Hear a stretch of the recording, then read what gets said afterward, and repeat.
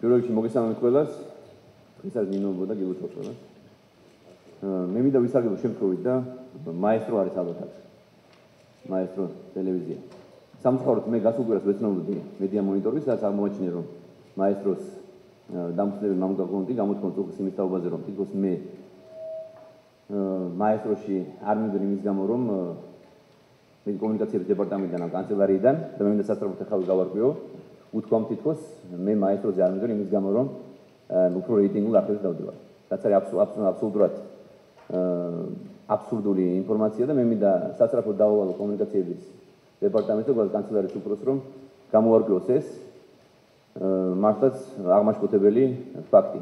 ვინ გაბედა და ვინ უთხრა მაესტროს ტელევიზიას რომ მე არ მივდივარ მაესტროში იმის გამო რომ თითქოს უფრო რეიტინგულ არხებზე დავდივარ. მე აქვე მინდა რომ სასახად ხაზგასმით დავნიშნო რომ არც ერთ ტელევიზიას მე არ ვანსხვავებ ერთმანეთისგან, მე აბსოლუტურად თანაბრად დიდ პატივს ვცემ თითოეულ ტელევიზიას და ზოგადად ჟურნალისტიკას და თქვენს პროფესიას. და მე მინდა მოგიწოდოთ თხოვნით მოგმართოთ მედიის წარმომადგენლებს რომ თუ მსგავსი ფაქტი დაგეცეთ ჩემი სახელით ვინმე რაიმე ნებისმიერ იქნება ეს მინისტრი თუ ზოგადად ჩვენი აპარატის ადმინისტრაციის თანამშრომელი მსგავს აბსურდულ ინფორმაციას მოგაძლევთ ძალიან ვთქვათ რომ ღიად მომმართოთ. ეს ერთი. რაც შეეხება დღეს განსახილველ საკითხებს, მანამდე მინდა გითხრათ რომ ძალიან წარმოდებული ვიზიტი იყო დავოში, ჩვენ ძალიან მნიშვნელოვანი შეხვედრები გავმართეთ და მოსაოდნელი არის ამ წელს ველოდებით მნიშვნელოვანი ინვესტორების შემოსვლა, ისეთი გიგანტების შემოსვლა, როგორებიც არიან ის დაბადებას შემოვიდა და ჯგუფი და წელს ძალიან ბევრი მსხვილი ინვესტორების შემოსვლა ველოდებით. ასევე მომავალ წელს იგეგმება EBRD-ის წლიური შეკრება, რაც არის მართლაც უპრეცედენტო მოვლენა ჩვენს რეგიონში, არათუ ჩვენს ქვეყანაში, არამედ რეგიონში. და მინდა გითხრათ რომ ყველა ძალიან დიდი იმედით უყურებს დღევანდელ ხელისუფლებას და ისინი აღიარებენ, ყველანი ცალსახად აღიარებენ რომ რაც იმ წარმატებას, რასაც მიაღწია ქართულმა ოცნებამ გასული ერთი განმავლობაში არის მართლაც უპრეცედენტო და მართლაც აშკარა. ასე რომ გილოცავთ ყველას. დღეს გვაქვს მნიშვნელოვანი საკითხები. პირველი საკითხი ეს არის მე მინდა გადავუხვიო ორი მნიშვნელოვანი საკითხი გამოვსწრეს. ეს არის ავტომობილები, რომელიც გახდა დიდი განშლის და განხილვის თემა. ეს არის მართლაც ის კატასტროფული და ძალიან სამწუხაროდ ცუდი ტენდენცია და ტრადიცია, რაც გრძელდებოდა წლების განმავლობაში, რომელიც სამწუხაროდ ხელისუფლებამ დაამკვიდრა და წელს ეს ადამიანები დღეს გამოდიან და ამბობენ, თითქოს ჩვენ მოვინდომეთ რაღაც ჯიპებზე და შემდეგ გადაჯდომათ რაღაც. მე მინდა ცალსახად გითხრათ ყველას, რომ ეს მანკიერი პრაქტიკა, ეს ტრადიცია, რაც დამკვიდრებული წლების განმავლობაში იქნება დასრულებული. მინდა შეგახსენოთ ჯერ კიდევ ბატონი ბიძინა ივანიშვილის პრემიერების დროს საქართველოს მთავრობის კანცელარიას დაევალა მანქანების ზოგადად ავტომობილების სტანდარტების შემუშავება და წესის განსაზღვრა თუ როგორი ავტომობილით უნდა ისარგებლოს, იქნება ეს მინისტრი, მისი მოადგილე, დეპარტამენტის ხელმძღვანელი თუ სხვა. მსგავსი სტანდარტები მოქმედებს ყველა ცივილიზებულ ქვეყანაში, იქნება ეს ევროპა თუ ამერიკა თუ სხვა ცივილიზებულ ქვეყნები. სამწუხაროდ როგორც ჩანს აღნიშნული სტანდარტები ჩვენს ქვეყანაში არ მოქმედებდა.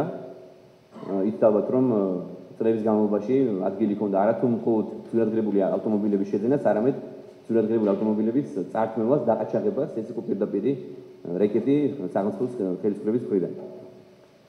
აღარ მინდა წარსულს მივუბრუნდე, მაგრამ დღეს დავამტკიცებთ ახალ სტანდარტებს, რომელთაც ისარგებლოს ყველა სახელმწიფო ბიუჯეტიდან დაფინანსებული ორგანიზაცია იქნება თუ უწყება. და მეორე მნიშვნელოვანი საკითხი ეს არის რელიგიასთან დაკავშირებული, ასე მე მინდა გამოვეფხო იმ სპეკულაციებს, რომელიც გრძელდება და გვესმის მედიაში, თქოს ჩვენი მთავრობის დროს გახშირდა რელიგიის ნიადაგზე კონფლიქტები და მსგავსი რამ. რაც კატეგორიულად მინდა გამოცხადო, რომ არ შეესაბამება სინამდვილეს, არათუ ჩვენი მთავრობის დროს გართულდა რაიმე, არამედ პირიქით. მხოლოდ გვაქვს გაუმჯობესება მიმართულებით და გვაქვს მართლაც თანაბარი პატივისცემა რელიგიების, სხვა რელიგიების მიმართ. სწორედ ამით დადასტურება არის ის, რომ დღეს გამოგვაქვს საკითხი, რომელიც ეხება 4 მნიშვნელოვანი, 4 უბრალოდ რელიგიური მიმართულების, რელიგიების დაფინანსებას სახელმწიფო ბიუჯეტიდან, ვინაიდან ეს რელიგიები საბჭოთა პერიოდის დროს იდევნებოდა საქართველოში. ისევ როგორც ანუ ეს იმ პრინციპს დაეფუძნება, რა პრინციპითაც ჩვენ ვაფინანსებთ საქართველოს ავტოკეფალურ მართლმადიდებლურ ეკლესიას. მე შემიძლია ჩამოგითხოვო, ეს რელიგიები იქნება მუსულმანური რელიგია, იქნება ასევე ჩვენი მოძმე გრიგორიანული სომხური ეკლესია, იქნება ასევე კათოლიკური და იუდეური. და ლუთერანების იყო საუბარი. მე შემდგომი ეტაპია. ხო. გამოიყოფა დაფინანსება სახელმწიფო ბიუჯეტიდან და პროპორციულად გადანაწილდება ამ რელიგიებზე. იმისაც რომ მოხდეს გარკვეული კომპენსირება სახელმწიფოს მხრიდან და ზოგადად ვინაიდან ეს რელიგიები იდევნებოდნენ საქართველოში საბჭოთა პერიოდის დროს, ამიტომ სახელმწიფომ ჩათვალა მიიჩნია და ამ საკითხზე თვეების განმავლობაში მუშაობდა სახელმწიფო კომისია, ასე ახლა დამთავრდა მოყარდა. ჩართულები იყვნენ აქტიურად სხვადასხვა უწყებები, გასულ წელს დაიწყო ეს პატრონ მიძინას დროს და დღეს უკვე დასრულებული სახით შეგვიძლია წარმოგიდგინოთ. ეს მართლაც უპრეცედენტო არის არა მხოლოდ ჩვენს რეგიონში, არამედ ევროპაშიც. სახელმწიფო ბიუჯეტიდან არ აფინანსებენ ზოგადად რელიგიებს, მაგრამ ვინაიდან ჩვენ გვაქვს ამის მართლაც სამართლიანი საფუძველი და სწორედ ეს არის დადასტურება კიდევ ერთხელ იმისა, რომ ჩვენ თანაბრად ვცემთ პატივს რელიგიებს, სხვადასხვა რელიგიურ კონფესიებს საქართველოში და არავითარი შუღლი, არავითარი კონფლიქტი ამის ნიადაგზე არ არსებობს და ეს არის აბსოლუტურად გამოგონილი და მე მინდა ღიად თქვა, რომ სამწუხაროდ ინფორმაცია მოგდის, რომ ამ რამდენიმე ინციდენტში აშკარად გამოკვეთილი იყო იგივე ყოფილი ხელისუფლების წარმომადგენლები. ასე რომ კიდევ ერთხელ მინდა გითხრათ, რომ ეს მართლაც მნიშვნელოვანი და სამომავლო ჩვენი ქვეყნისთვის არის მეტად სასარგებლო, ასე ვთქვათ, და აუცილებელი გადაწყვეტილება, რომელიც კიდევ უფრო ხელს შეუწყობს საქართველოს მოსახლეობის გაერთიანებას, საზოგადოების გაერთიანებას და სრულ ინტეგრაციას.